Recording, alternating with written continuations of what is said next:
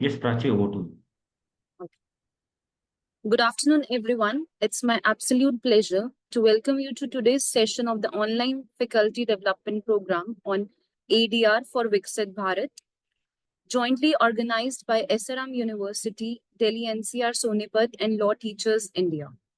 We are truly honored to have with us today Mr. Jonathan Rodrigues, who is an accredited international mediator with an academic background in psychology and law and a prior professional background in journalism and education. He pursued his LLM in mediation and conflict resolution in the UK and served as a mediator in various capacities in Glasgow and London. He has been certified as a civil, commercial, and workplace mediator by IAM, IICA, TCM, PSMA, and Beyond Consultancy. He has a TEDx talk on the multi-door dispute resolution system. Jonathan is a consultant at the People and Cultural Association and advisor to the Mediate India. Jonathan writes for Clover Mediation and International Mediation Institute. And today he will be guiding us through a highly relevant session on negotiations, theory, styles, and practical skills. Please join me in warmly welcoming Mr. Jonathan Rodrigues. Thank you, Prachi. Thank you so much. And thank you, Dr. Kalpesh, as well, for inviting me to this fantastic program. It's my pleasure to be part of this. Of course, I have very strong ties with SRM University, and I'm grateful for this opportunity to be speaking to you about a subject that I absolutely love. And I want to share that love with you over the next 1 hour, 15 minutes. Negotiation is something that's just such a beautiful subject. And when you take it away from, you take it away from the realms of law and enjoy it as a standalone subject, it gets even more interesting, especially because I come with a background of both psychology and law. So I did 3 years of psychology and then 3 years of law. And that's how I was able to marry my interest of both psychology and law into mediation.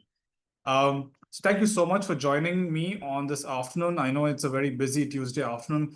If you can, please do put your cameras on, or else it's like speaking to a wall. And you know how you feel when your students do that. So please do put your cameras on if you can. It'd be nice to connect. Right now, I can only see Prachi's and Dr. Kalpesh's face. So if you don't agree or you agree with whatever I'm saying, it'll be nice to see some faces on the screen. Yeah, I appreciate if you could put your cameras on and join me. If not, I do understand there's something urgent that you are preoccupied with. Please use the chat box. If you could drop in your introduction, maybe. I know you're on this program for a while, but for my sake, it'll be nice for you to drop a quick introduction, maybe your name, your designation, and even your email address. It'll be nice for us to connect in the future as well. So I have spent the last so many years in the field of mediation, doing seminars, workshops, trainings, credit courses on mediation advocacy, on negotiation. So I've been able to work with close to over 16,000 law students. We've been doing this since 2006 now. It's every day I learn something new. So I want to share that with you. And I guess the goal for, I know the topic of today's session is negotiation theory, concepts, and practice. And I would be overshooting if I try and do all that in 60 minutes. So what I'm going to do is I'm going to introduce you to some, I would say, concepts that you might already know, but something that I really like discussing, especially from a negotiation perspective. And then we can spend some time in discussion. We can spend some time in Q&A. We can spend some time in basically diving deep into it from our own personal experiences. Okay. So Prachi, while I present and have some conversation, if you could, in the back end, prepare some breakout rooms for me, keep things ready, maybe 5 or 6 breakout rooms. Do you have access to that in the background? I'll ask, sir. Oh, okay, I have Yes, that. inside it. I'll do that. At your cost, yeah. I think I have that. All right, so that sounds good. That looks good to me. Okay, fine. Um, Great. Cool. So I want to quickly share with you. Thank you so much for those introductions that are coming in on the chat box. Please do continue to introduce yourself so I can also connect with you post this training. So one of the most, when we talk about negotiation, what does negotiation mean to you, right? What does this mean? It's a word that, we've been negotiating right from the time we were children, right from the time we were kids. We knew that we had to just simply cry and make some ruckus, make a noise, and our parents would give us whatever we wanted. Of course, that changed in time. As we grew older, we knew that that won't work all the time. We cannot create a ruckus and cannot create a scene and cannot create a tantrum in public. It's not good for our own reputation and for, of course, people around us. And so we stopped doing that and we found new techniques to do that, right? And we found different ways, we found different techniques, tools, strategies, and we started negotiating differently, right? So if you could define for me, what does negotiation mean for you? Simple. It could be one line, it could be 5 words, it could be 10 words. If you could use the chat box now and simply define for me in your own words, there's nothing right and wrong about this. In your own words, what does negotiation mean to you? Could be anything. There's no right and wrong. So use the chat box and tell me, what does negotiation mean to you? Okay.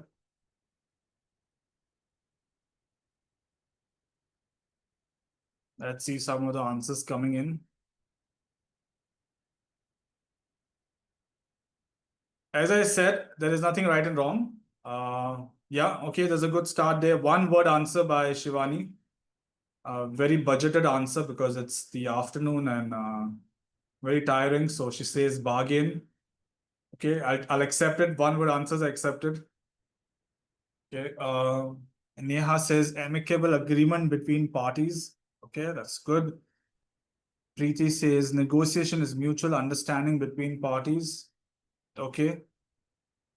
Let's see some more coming in. What is negotiation?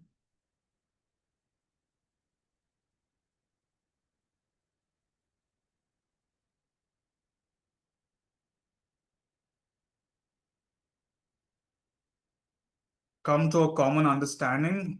Yeah, all right, that's good.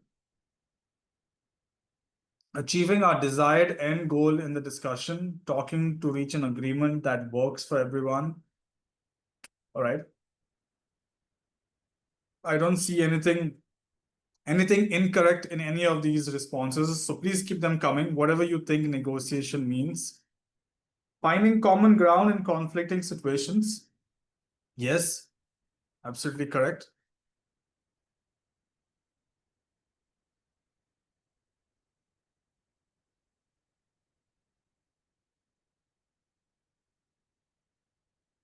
Can you have a negotiation where you don't have common ground? Can you have a negotiation where you don't have common ground? What is common ground?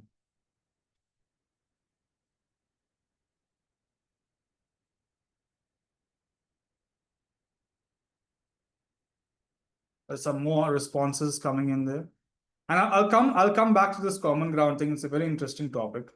All right. I want to draw your attention to this negotiation here. Okay. This definition by William Ury. If you've not heard of William Ury, he is one of the pioneers of modern negotiation teaching. All right.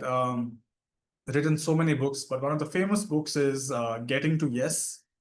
It's a book that's available very easily on Amazon. So if you go in there today, you can purchase this book. It's not very expensive. I think it's around 150 or 200 rupees max.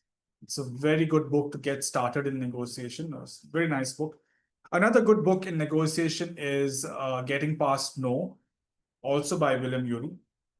All right. And there's another book from Christopher Voss called Never Split the Difference. Okay, these are some books that you could always go back to and understand some more concepts of negotiation. But I love this. I love this definition. And he says, in sailing, if any of you are into sailing, you rarely get to your destination by heading straight for it. In between you and your goal, which is your destination, there are strong winds, there are tides, reefs, shores, storms, right? And to get where you want to go, you need to go zigzag. You need to find your way to get to your destination. It's never going to be a straight route. It's going to be a lot of ebb and flow, and you'll have to toss and turn in that stormy weather and to get to your destination. And I love the definition because I think it makes a lot of sense for us in this world of negotiation. And I want to just stop sharing there because I want to move slowly into another concept of what are the different styles of negotiation, right? And because negotiation is not easy, we think that negotiation is easy. We think that negotiation is the easy part where you don't have conflict, right? Negotiation is where people are not in conflict, but they just shake hands and they agree to everything.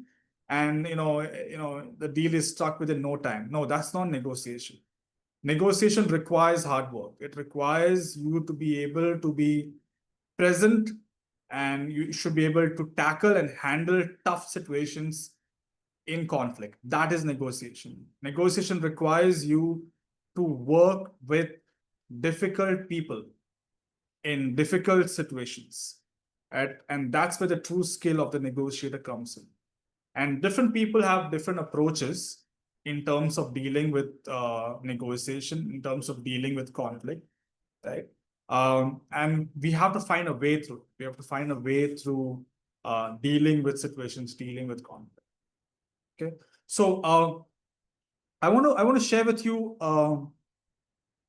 these 5, I would say, styles of how people deal with conflict, and some of you might have come across this already. All right, these are the 5 styles that we normally tend to deal with when we're dealing with conflict. We are either too competitive, we are either too compromising, we are either too accommodating, we are avoiding, or we are collaborating. Okay, these are the 5 different styles. Okay, and there's something called as Thomas Skillman test, for which we don't have the time right now to do that. But if you go ahead and if you do this test by yourself online, it's called the Thomas Skillman test. Okay, let me share that with you in the chat box.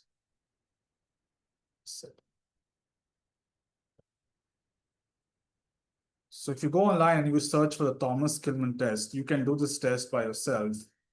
It won't take you too much time. This evening, you can go and do the test, and you will find out what is your go-to style. Okay? Whether it's competitive, whether it's collaborative, whether it's accommodative, whether it's avoiding, or whether it is compromising. So what are these different styles? There are 5 different styles that Thomas Skillman have come out with, and they speak about, how you approach conflict determines your style towards conflict. So you can either be competitive, compromising, accommodating, avoiding, collaborative. Now, I'll explain this in very, very simple example. Okay, so let's take, for example, I take you to a restaurant. You have come to Delhi, you're visiting me in Delhi from Sonipat. And you say, I say, listen, there's this really good Italian restaurant where you get some really good pasta. So I said, we have to go there. We have to go for this. We have to go to enjoy this pasta. So we go to the restaurant, and I'm all through the journey in the cab, in the Uber. I'm like, you got to come here. This is the best restaurant. This is too good. This is the best in Delhi, the best in North India, the best in India. So I'm hyping it up. Yeah, I'm making a big deal about it. So we enter the restaurant, and it's good. It actually looks good. Good ambience, good music playing. We sit down, we order a pasta, and you eat a little bit of the pasta. You've finished eating, like, say, quarter, half of your pasta. And suddenly, while you're eating, you find a cockroach. Okay, cockroach in the pasta. nicely at the bottom, one of the layers is a cockroach, broiled cockroach, boiled with the pasta. Okay, and so now, in this situation, what would you do? In this situation, now you have found a cockroach in the pasta. How would you handle that situation? Let's take some responses. How would you handle? So you're the person who's eating the pasta. You find a cockroach in it. What do you do? Anyone?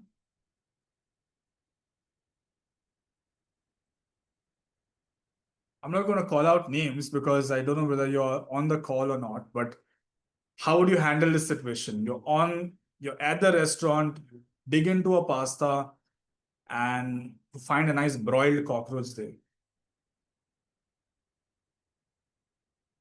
Someone says complain. Okay, so complain to whom? The chef, the manager, the waiter. Call the management. Okay. Advocate Beena says you would call the management and do what? Shout at them. What happens after that? Okay, you shout at them. You say, "How dare you serve me a cockroach in the pasta? You know, this is not the kind of standards I was anticipating." Okay. What else? Everyone's calling the manager. Okay, sue the restaurant. I like that. Shivani says she's going to directly sue the restaurant. All right. What else? Stop eating, says Dr. Mandeep. Stop eating and what? Leave the restaurant? Go away? Leave the restaurant completely? Maybe. Okay. Threaten them to file a suit. Okay. Document the entire case. I guess that's what you're trying to say. On what? On Twitter, Facebook. Okay. Someone says, I won't pay the bill. Okay. Ask for a replace complimentary dish, says Neha. All right, great. Anyone else? How do you handle this situation? Dr. Kalpesh, what would you do?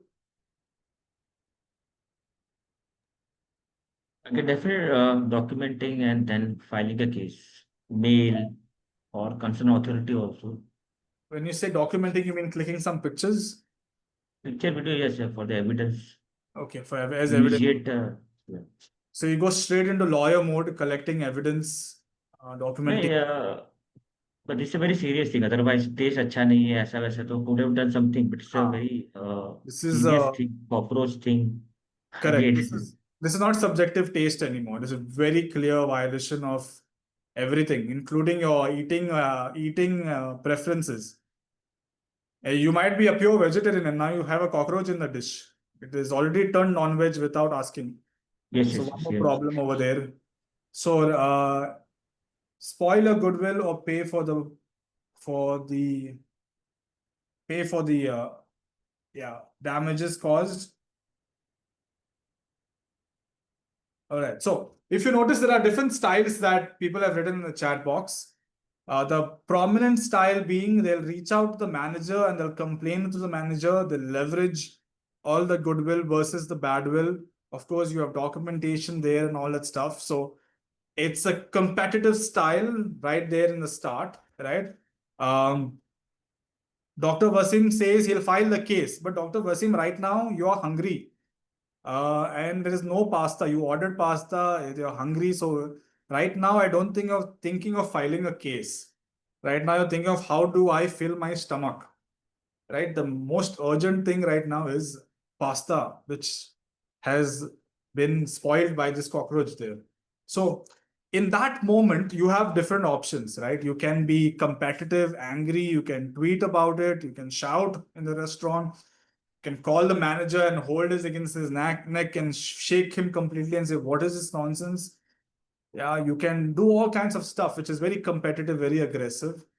There are some people who will be just compromising, very high on compromising, and they might just simply say, listen, take the dish back, give me a new dish. I don't want any trouble. Just I understand it happens. Then there are people who are very accommodative, very understanding. They will be like, hota hai, घर पे भी hota hai. Sometimes my mother's hair falls in the food. My wife's hair falls in the food. My husband is trying to cook, his hair falls in the food. All kinds of stuff happens. So I understand. And so I will just do one thing. I will take that cockroach in my hand like that. I'll throw it out besides me, and I will continue eating my food. I don't want any trouble. I don't like, you know, confronting someone and asking change the dish, and get this replaced. I don't want all that trouble, that drama of having a conversation and negotiating. So I will accommodate, very high on accommodating. And then there is this avoiding person who will just be like, oh my God, I have lost my appetite. Get out of the restaurant. Open the door and out he goes without paying the bill, whatever it is, out. So you see, there are different kinds of people. There are the over competitive, angry who will shout. Then there are the compromising who will just replace the dish. Accommodative will throw the cockroach out and continue eating the same dish because they don't want any trouble. They don't want any, drama of talking to the manager. And avoiding will just get out and leave. So different styles, very extreme styles of competitiveness, compromising, avoiding, accommodating. And then there is another style. There is the fifth style which you want to be, and that is the collaborative style. You want to mix all these four different styles and find that fifth style which goes beyond just what is there in the table. So the collaborative style is someone who's looking for the real interest. That doesn't mean you won't be confrontational. You will be. You will go up to the manager, you will say, this is not what I expected. I can make a big noise about it. I can tweet about it. I can shut down this restaurant right now. But I'm not going to do that because I understand that this is a mistake. I have been coming here for 10 years. I've never had this kind of situation. So I'm kind of shocked. But at the same time, I'm not going to let this go because this is not the standards. So you're trying to have this conversation with the manager, being a little bit competitive, but also a little bit understanding and accommodating and compromising.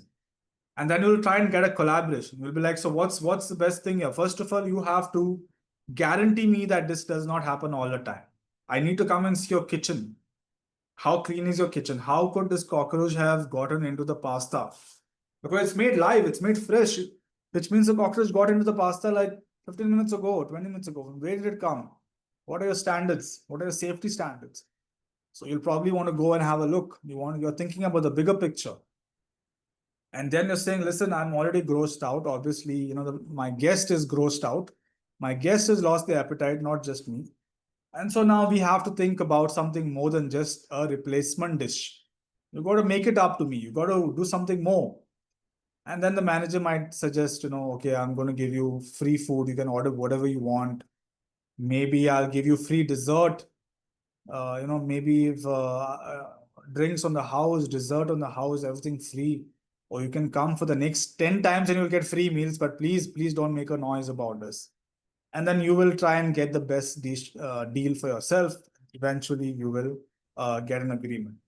Right? So a collaboration requires that hustle. A collaboration requires you to actually have a conversation in a difficult situation. You can't run away from it. Right? Compromising is like another avoiding. By saying, replace this dish and bring me another one, you're basically saying, listen, I don't want the tension of having a conversation. I don't want the stress of, confronting you and saying, why did this happen and all that. So I will just take a new dish.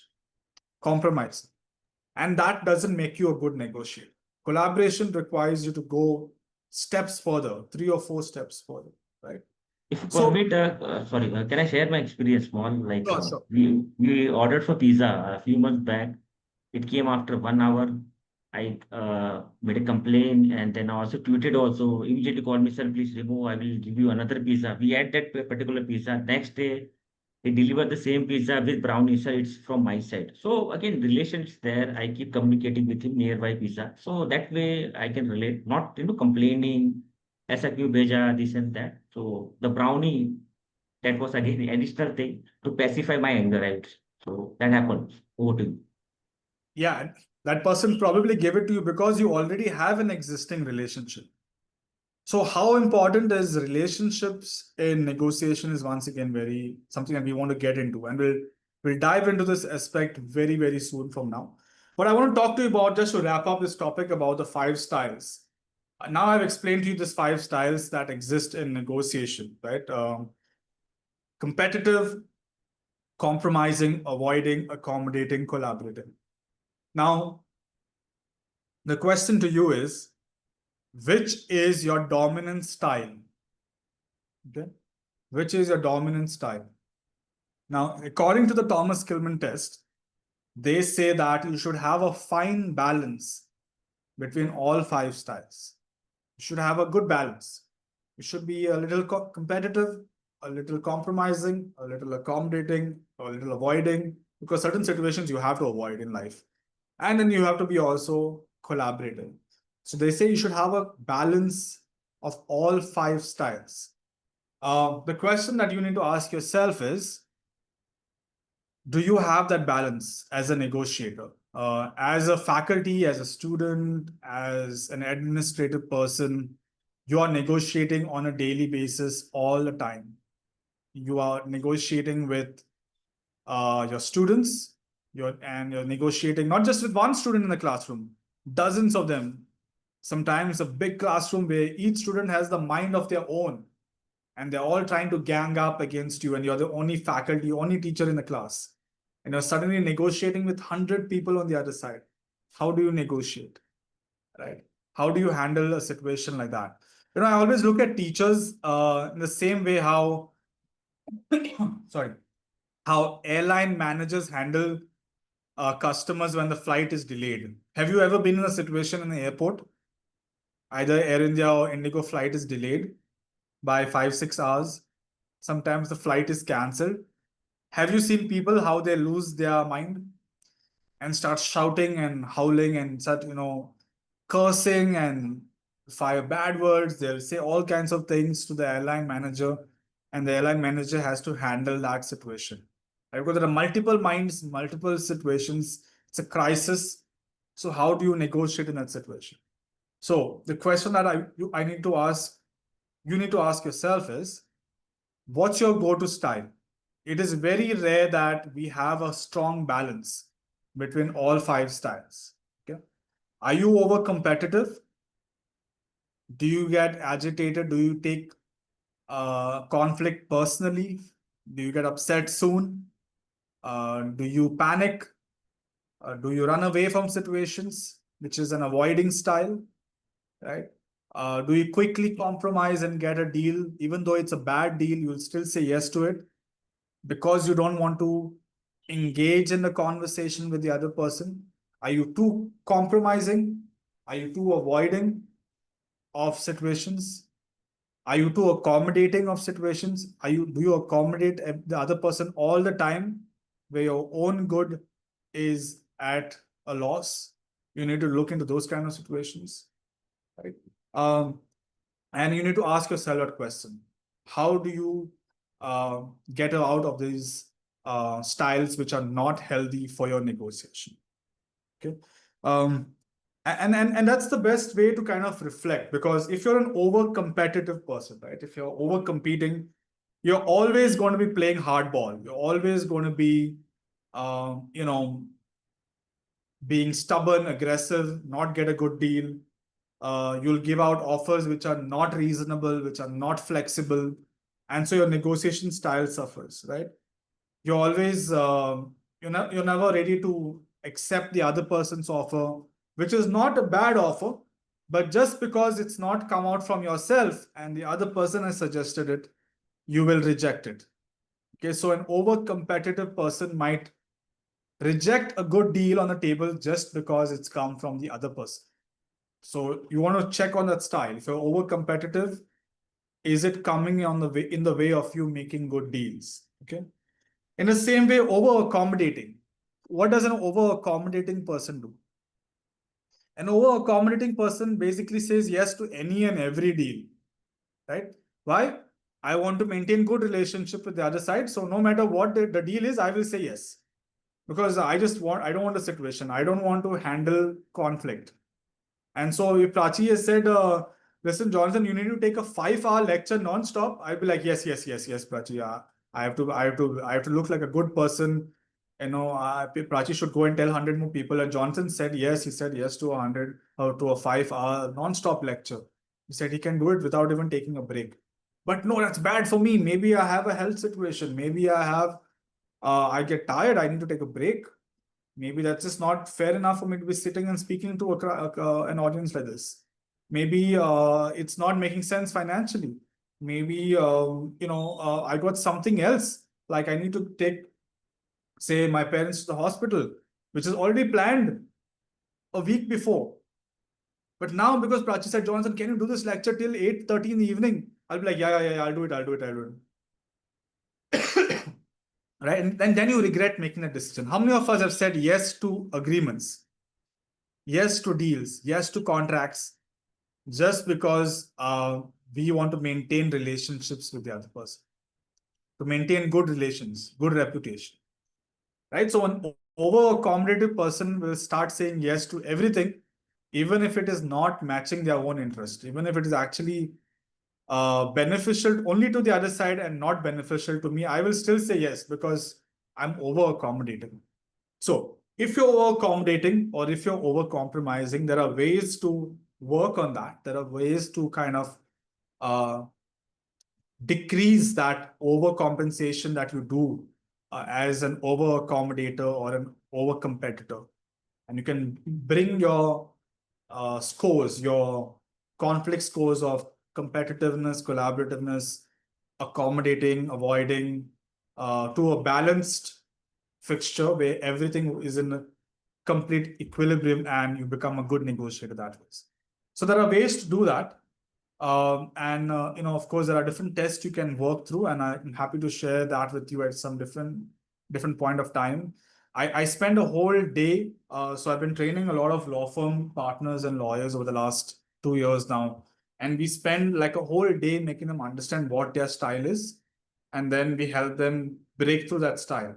So a lot of lawyers will come to us and say, it's very interesting. In the law firm, my colleagues say I'm over competitive, but at home, my wife says I'm over compromising. How can that be? And that's a very interesting one because we sometimes tend to live different lives, different places. At home, we're a different person. At work, we're a different person. And sometimes the true personality will come out. So it's very interesting to understand how we work in conflict, how we negotiate when we face conflict, because we will be a different person at home and we can be a very different person in the workplace. So once again, something for you to reflect on. Try and read a bit more about the Thomas Kilmann test and the 5 styles of negotiating, which are competing, collaborating, compromising, accommodating, and avoiding. Okay. I'll share the slides with you at a later point of time as well. So that's the first kind of concept that I introduced you to get to know yourself, who you are as a negotiator. Okay. Let's look at another model that where we understand who the other person might be. Who are we negotiating with?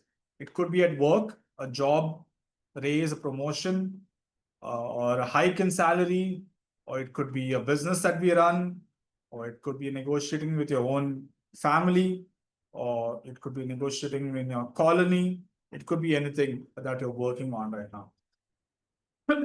So how do you understand the other person? Sorry, I have a very bad cold, by the way, and I'm just recovering from it. So how do you understand the other person? Okay, so there's something called as the SCARF model. You might have come across this if you have some background in business management, right? So the SCARF model, I think, is once again a brilliant model, even can be used in negotiation, okay, to try and understand what the other side is thinking. What is important to the other side? We tend to always focus only on ourselves, okay? But what is the other person really expecting in this negotiation? When the negotiation is good, we are happy with the deal we get. When the negotiation is not working out, when the person on the other side is not accepting your offer, our first instinct is to say that person is difficult. That person is useless. that person is stupid, that person is an idiot, that person has no manners, that person is unreasonable, right? That person has absolutely no civil sense, no courtesy. There's no point talking to that person. It seems like you're speaking to an animal on the other side. We'll say all kinds of things. I'm not even saying all the curse words, but the moment something is not working out, it's easy to point out that the reason this negotiation is not working out is them. They are the problem. I tried everything. I tried everything under the sun, but it's not working out because of them. And so today I have like another 30 minutes with you. I want you to reflect on these 5 aspects in terms of a negotiation not working. All right. So I'm just going to run through these 5 aspects first with you. Okay. And then we're going to do a bit of a reflective exercise. Okay. So the SCARF model is basically a model that's come up by Dr. David Rock. Okay. And he brought this up in different aspects of terms of management, understanding, conflict, negotiation. And so Dr. David Rock talks about, the idea the human brain has been organized to minimize threat and to maximize reward. Okay, and so based on these 5 aspects, people behave differently in situations that we come up with. Okay, so the 5 aspects that he talks about are status, certainty, autonomy, relatedness, and fairness. And based on these 5 reasons, you'll understand why your negotiation is working or is not working. Okay, so let's look at the first one, status. Status basically is how you see yourself and how others see you. How you see yourself and how others see you. Okay, and this kind of determines whether the negotiation is working out or it's not working. Okay. The next point is certainty. How confident you can be of the future. When we are certain that when the facts in front of us are making sense, they are certain, there's something you can fact check, right? When there is certainty in terms of the offer that the other side is putting across to you, then you're more than likely to say yes to it. So if someone is not accepting your offer, you have to ask yourself why. Is there any ambiguity in your offer? Is there any kind of loophole in your offer that the other person is seeing and not saying it out loud? And the other person is not happy with the certainty aspect of it, right? Autonomy is the third one. How much control you have of the conflict? How much control you have of the conversation? How much control you have of the outcome? Once again, very, very important to the other side. Now, if you think that you have actually offered a very good deal to the other side, okay, in a negotiation, and the other person is not accepting the deal, and you're trying to figure out why. This is making complete sense for you. This is making also complete sense for them. Why are they still saying no to the deal? And you're just breaking your head wondering, why are they not accepting it? This is not making sense. And you have to ask yourself, is there a problem with autonomy? Do they feel involved? Do they feel like they have control? Have you given them enough of a chance to speak? Or are you the only one speaking in the negotiation? Are you the only one coming out with offers? We're not allowing the other side to contribute. We're not allowing getting the other self to feel involved in the negotiation. That, hey, I have also participated. And sometimes people say no to offers that you are giving, even good offers, just because you have not allowed them to participate. Because it's all coming from you. And basically you're saying, hey, this is option A, B, C, D, E, F, G, H. I've given you 15 options. Choose one. One of them will be good. And they're still not choosing it. Why? Because all 15 options are coming from you. They are not feeling like they're participating. So autonomy is once again, a very important aspect for you to check. If the negotiation is not working out, could it be autonomy? That's a big problem that's coming in the way. Relatedness is the fourth thing.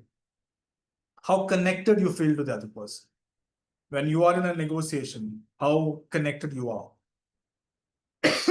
How relatable are you? When you speak, do you discount the other person? Do you listen to them? Do you make them feel like they are also valuable, that they have a voice, that they have a chance to, that you are, even though you might not agree with their perspective, you might not agree with their viewpoint, but at least you're ready to sit down and understand why they think the way they think. You don't have to agree, you don't have to accept, but the opportunity to be heard is one way to build relatedness with the other side. Okay. And once again, cannot underestimate how important this is in negotiation. Fairness is the last one. How reasonable your offer is. The reasonableness of your offer once again comes into picture here towards the end. Whether the offer that you're making is fair, whether it is just, whether in the context of the situation, it is something that is making sense for both sides, is something that people are very, very, I would say, adamant about in terms of getting deals done. So there's 5 things, are things that you need to reflect on in terms of why negotiations are not working out. So if we can break into a few breakout rooms now, okay? And I want you to reflect on a negotiation that is not working out for you in your real life now, okay? You don't have to share everything with your colleagues in the breakout rooms. You don't have to share everything, but whatever you can, please do share with them and try and understand why it's not working out. So do you think it's status that is causing a problem? Do you think it's certainty that's causing a problem? Do you think it's autonomy that's causing a problem? Do you think it's relatedness that's causing a problem? Or do you think it's fairness? Okay, so I'm just going to put all these down in the chat box. So how many breakout rooms do you want? 4, 5? I think we can have more breakout rooms so that There are around 75 are there, 75. What is yeah, 78? let's have around, I think, 10 breakout rooms. I'm going to redo them. Okay. So I've recreated 11 breakout rooms now. Let's see how many we have in each room. Okay, so what you need to do is you need to share with your breakout room members a current situation that you are facing, a struggling negotiation that you're facing. And why do you think it's struggling? Do you think the other person feels like you are a threat to their status? That you have not been able to acknowledge their status at the table? Do you think that certainty is a problem, where maybe the offers on the table have no certainty, no clarity? Do you think autonomy is a problem, where the other person might be feeling, oh, I don't have any control over what is being said or what is being discussed? Do you think relatedness is a problem, where they have just not been able to relate to you at all? Right, that is a big problem. Or do you think fairness is a big problem? So which of these 5 you think are causing a problem, and that is why your negotiation is failing? Now, you might say there are more than one. You might say there is a problem with both status and fairness. That's fine. So reflect on a current negotiation you are struggling with and identify which of these aspects are the reason why your negotiation is not succeeding. Okay, is it status, certainty, autonomy, relatedness, or fairness? Okay, so let's do some breakout rooms and we'll come back in 10 minutes.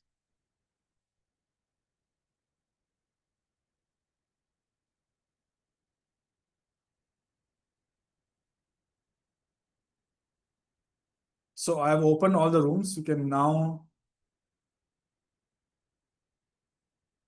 join your rooms.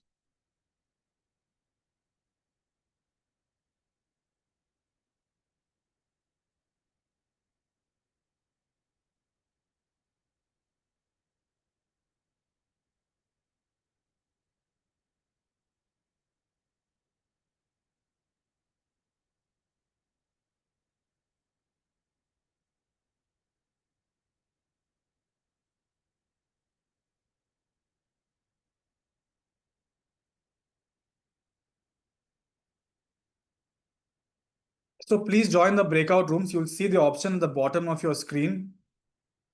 Your roommates are waiting for you all, so it'll be nice if you can leave the join session and join the breakout room. You should see the breakout rooms at the bottom of your screen.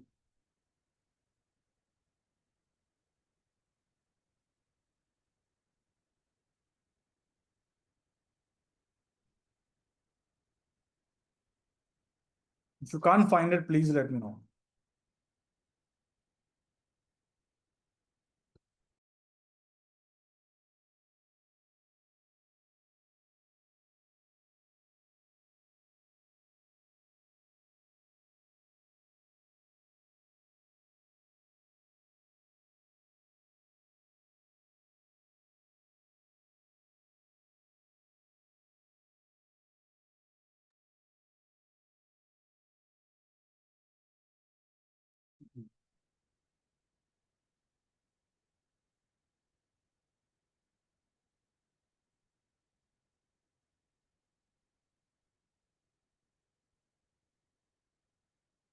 Please join the breakout rooms. Your members are waiting for you there.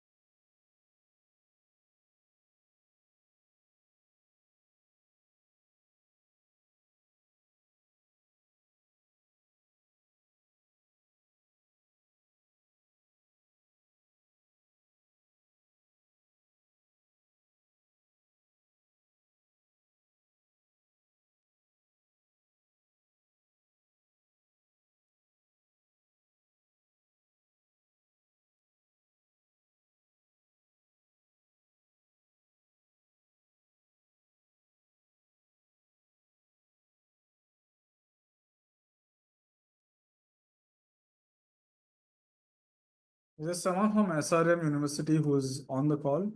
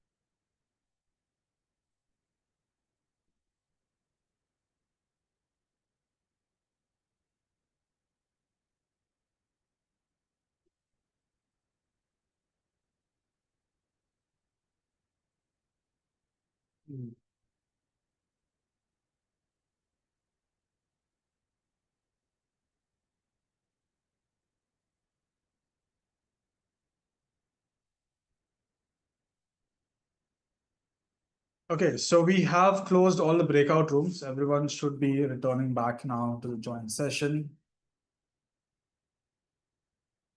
Give me a minute until everyone comes back.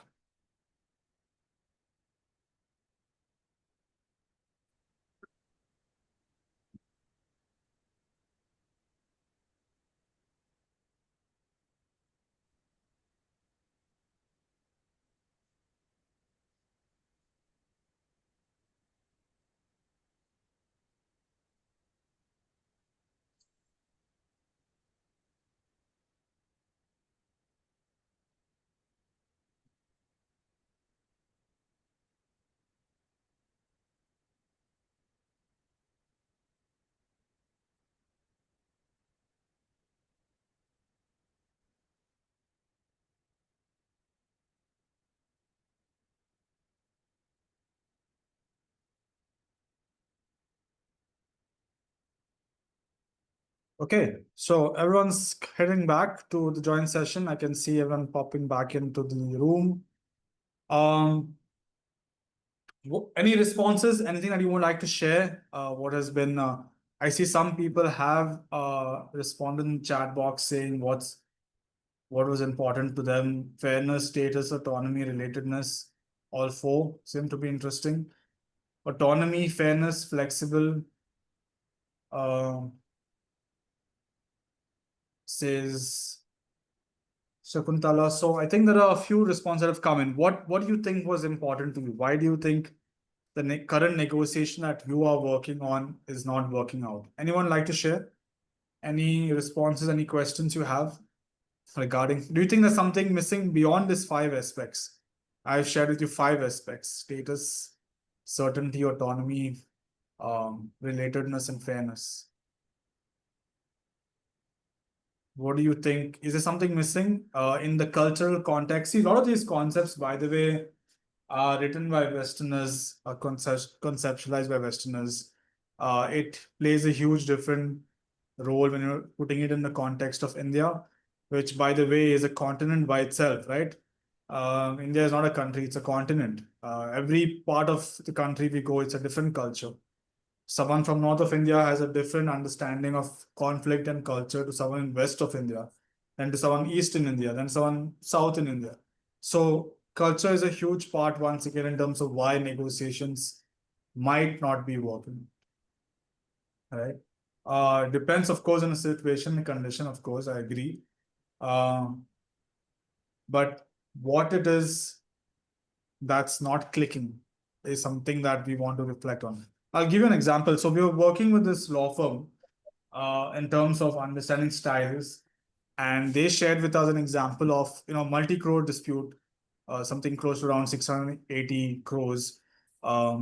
Started out as a joint venture, merges, two companies merged. In fact, I think one acquired the other in 2018.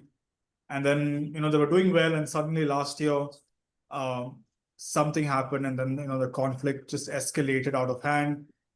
Two arbitrations, one domestic, one international, a lot of money at stake. They tried negotiation before going to arbitration. It just did not work out.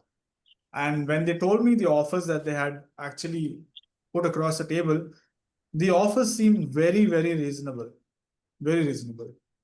And we were trying to break down. We were trying to diagnose and understand why the other side did not accept the offer. And after a lot of reflection, a lot of questions, they came up to us and said it could be a possibility that the only reason the other side did not accept the offer is because when we used to go for the negotiations, our equity partner would not come with us. Whereas the other side had their CEO, their CFO, they had two law firms working with them, and they had their equity partners always sitting at the table.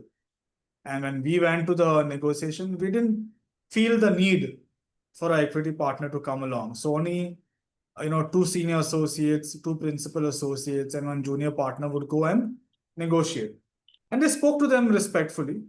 They spoke to them, with mutual respect, mutual understanding. But they asked us, could it be a possibility that because we did not bring our senior people to the table, the other side felt like they were not being respected, that they were not being taken seriously? And is that the reason why they might not be accepting the offer? It could be not. We don't know. And that's the thing. When you start to reflect on why the negotiation is not working on, they identified the problem as status and relatedness. So they felt like the other side felt like their status was diminished just because we didn't bring someone senior from our side talking to them. And because of that, they were not able to relate to us because we were much more junior. Though all our offers were good, we were speaking the right language, we were being respectful, yet the seniors on the other side were not being able to relate to us. They felt there was a bit of a disconnect. And they're saying maybe that's the reason why the negotiation failed. So it's interesting when you're trying to, what do you call, deconstruct, when you're trying to evaluate why negotiations are failing, why negotiations are not working. Sometimes it comes down to the most simplest, very simple, silly, trivial things that, matter to each person's ego. Okay, so you want to understand that while you become a good negotiator, while you get into negotiation. All right, so I have a few more minutes left with you, and I want to introduce you to another concept about negotiation, and that is what makes a successful negotiation. Once again, this was a concept that had come out many years ago, conceptualized by negotiators at the Harvard program on negotiation by Harvard University many years ago. William Ury was actually part of this. And they said, how do you measure success in negotiations? How do you measure whether you've had a successful negotiation or not? Right? Sometimes you look at the numbers and you're like, oh, that's a good deal. I got a good deal. I was expecting 100, but I got 85. And I'll take it. Not bad. I think it's a successful negotiation. So what is it? What makes a negotiation successful? How do you define the success in negotiation? And they said these are the 7 kind of factors that you need to look into and see, did you do well in all these 7 aspects? And if you did well in all these 7 aspects, and you probably have a good negotiation, you probably have a good deal, you probably are walking away with the best negotiable agreement that you can find. So the first one is relations, which means that if there was any tension in the working relationship between you and the other side, have you been able to fix that relation? Any tension was developing, any cracks, was the relationship deteriorating? This could be personal, this could be professional, this could be business relations, it could be anything. But have you been able to handle the relationship part of the negotiation? The next thing is interest. No matter what deal you have come up with, does it match your interest? Are your interests being met? And interest is not demands, okay? Interest is what you want, why you want what you want. Okay? Sometimes people come to the table and say, I want an apology. I want a public apology. But that might not be the real interest. That might be just a demand. The real interest might be acknowledgement. The real interest might be you actually looking into the eyes and really meaning that you are sorry. They don't want a public apology. They just want you to accept the fact that you were wrong. And sometimes that is more than enough. I have done mediations where both personal and commercial mediations over the last 10 years, both in India and in the UK, where people will come and said, I want a public apology. And then my first question to them is, I try and understand, what do you mean? What do you mean by public apology? could mean a lot of things, right? So what do you mean? And then they start writing it down. Okay. They'll be like, this is what we want, this is what we, and they'll write a huge essays on what is the meaning of public apology. But after 2, 3, 4 hours of mediating, I ask them again, I say, what do you really want? Do you really want a public apology? And sometimes they will come back and say, actually, you can strike that off the list. I don't want it anymore, because the other person has actually accepted their mistake over the last 2, 3 hours. They are ready to, admit that they were the ones who did wrong, and therefore we are in this situation. Therefore, we are suffering a loss. And so let's figure out how we're going to fix it. And the fact that they've admitted it is enough for me. And suddenly the public apologies is gone out of the window. So the real interest was actually admittance, acknowledgement, accepting. And the apology was only a demand. So the demand is very different from the interest. So the deal at the table, does it match your interest? If it's yes, then good. You're good on the second point. Options. Options basically means every brainstorming solution you have tried in the room. You've brainstormed, thought out of the box, come up with creative solutions, and you have chosen the best of the options that are available from both sides to make this deal. And if you have chosen the best option, it means you've got a successful negotiation. The next one is alternatives. Alternatives are different from options. What are alternatives? Alternatives are basically options that are available for you outside the table, outside the negotiation table. So let's say, for example, I'm trying to get a job at SRM, right? And I'm negotiating my salary, right? Let's say I'm saying 1 lakh, SRM is saying 80,000. Then we keep going to and fro. SRM says here, it's not just the money, Jonathan. You're going to get a chance to work with some really talented faculty. You get a chance to grow. You get a chance to get into research. Here's, where you'll be sitting down. This is the office space. Good infrastructure, good library, digitized, blah, blah, blah. They're showing me all the different options. It's not just the money. They're giving me the whole idea of what is valuable.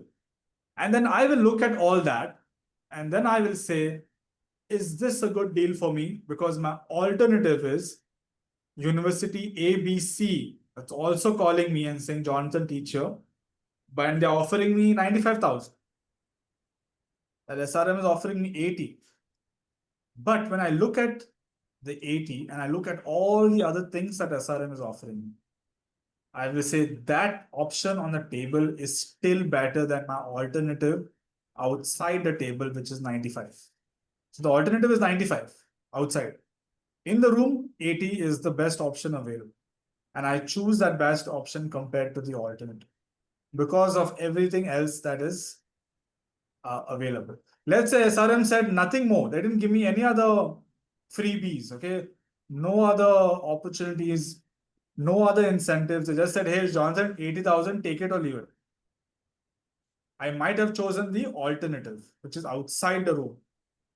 So sometimes choosing the alternative, which is outside the room, is also a good deal. So when you say no to an offer, it can also be a successful negotiation. I have succeeded in this negotiation with SRM because I did not take a bad option, because I know my alternative outside the room is better than my option. So I let that go. I let this offer from SRM go, and I will actually explore my alternative. So that choice of letting the option go and choosing the alternative could be a successful negotiation. So you have to look into these factors. Legitimacy. Legitimacy basically means whatever offer, whatever agreement you make a deal with has to be legitimate, has to be legal, has to be according to the standards and norms and market practices. And sometimes certain laws are, there are certain laws that are different in different countries. If it's a transnational negotiation, you want to see whatever law is in another country in Europe might not be the same in India. Sometimes there are local laws that don't work, right? A law that is passed in Delhi might not be the same that is in Tamil Nadu or in Maharashtra. So you'd be careful about what you're agreeing with. Your deal has to be legitimate. The sixth option is commitment. Can you keep up your deal? Can the other side keep up their deal? Both has to be checked. Can you actually commit to the agreement you made? Yes or no? Otherwise, you're going to really mess up the deal. The other person might be promising you a lot of things. Yes, this, that, and they're going on with their different options, painting a very nice picture of what it is to say yes to this deal. But this person who's at the table, does that person even have the authority to offer you all these big things that he's offering you? Maybe not. How many times have we got involved in a scam? We might think it's a good deal, a good negotiation, but it all doesn't work out because the other person doesn't have the authority to make any of those commitments. And so the deal goes false. So good negotiators get down into the nitty-gritties. But even before getting down to the nitty-gritties, they will check whether the person making the deal to them has the actual authority to make the deal. And then once that is taken care of, they get down to the granular details. Okay, you've agreed to pay me 15 lakh rupees that you owe me. When will you pay me? How will you pay me? Will it be in installments? What kind of mode of payment will it be? What happens if you don't pay an installment? Every small detail gets checked in. And the last criterion is communication. Just like relations, right on top, communication. Has there been a bridge in the communication? Is there a gap? Has the communication reduced ever since conflict has escalated? It's a tendency in human beings that the moment conflict starts to grow, conflict starts to escalate, communication decreases, and that makes it worse. So for a good negotiation deal, you want to make sure your communication is back on track. Okay, so 7 elements: relationships, interests, options, alternatives. What is the fifth thing? Standards, right? Or laws, legitimacy. And then you have you have commitment, and then you have communication. So these are the 7 elements out of which you will basically, you look into the 7 elements and say, hey, all 6 of them are looking good, but I have not fixed my communication bit, which means I should fix it, or else the deal I am striking is not a good deal. It might fail in the future. Right? There might be a new dispute that will come up just because I've not fixed communication. So you have to make sure all the 7 elements are looked into before you sign the deal. So that's my time with you. Thank you so much. I know that I was trying to share a lot of different concepts with you. I spend hours breaking down each of these concepts. There are different exercises that I do with students and with faculty and with lawyers as well. And we engage in a lot of exercises on these kind of things to understand what each of these elements and concepts mean. I would like to stay connected with you. If you're on LinkedIn, please do connect, and we're happy to stay in touch and discuss further on how we can really break down some of these concepts of negotiation. But that's my time. If you have any questions, I'm happy to take them. If not, I'll hand it over to Dr. Kalpesh. Thank you very much. Participant, any quick question? Because already it's 4 o'clock. Participants are asking your mail ID, so you can share your mail ID. Yeah, so I'll just share with you my email address. Prachi, over to you for a vote of thanks. Okay. Thank you, sir, for an insightful session on negotiation theory and practice, the introduction to the Thomas Kilmann test and the application of the SCARF model added valuable depth, helping participants and even us better understand negotiation behavior and motivation. Your practical expertise and multidisciplinary approach greatly enriched our understanding of negotiation strategies in the ADR context. Thank you, sir. Thank you very much, Mr. Jonath. Thank you very much. Thank you very much, Prachi and Dr. Kalpesh. It's my pleasure to be part of this. As I said, stay connected. I'm happy to have this conversation. There's a lot also on the internet. I can share with you some resources where you can continue reading on negotiation as well. Until I see you next time, bye and have a good evening. Thank you. Thank you, Prachi. Thank you, participant, for joining. See you tomorrow. Yes, sir. I say see you tomorrow. Thank you very much. Okay, thank you, sir.